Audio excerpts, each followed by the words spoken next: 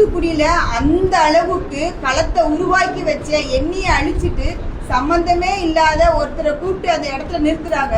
TVK வேட்பாளரா இப்ப ஸ்ரீநாத்தை போட்டிருக்காங்க.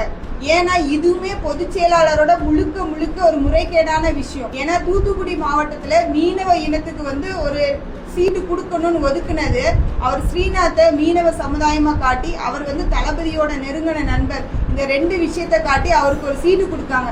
நான் அப்பவும் சொல்றேன், அதுக்கு ஒரு வாரத்துக்கு முன்னாடி ஸ்ரீநாத் அவர் என்னை கூட்டு பேசி உங்களுக்கு தான் சீட்டு தலைவர் சொல்லியிருக்காங்க, உங்களுக்கு இல்லை நான் தான் வேலை பார்ப்பேன், நீங்க வாங்க அப்படின்னு சொல்லி கோயம்புத்தூர்ல வச்சு என்கிட்ட பேசும்போது அப்பவும் சொல்லி அப்படிதான் ஏமாத்தி அனுப்புறாங்க.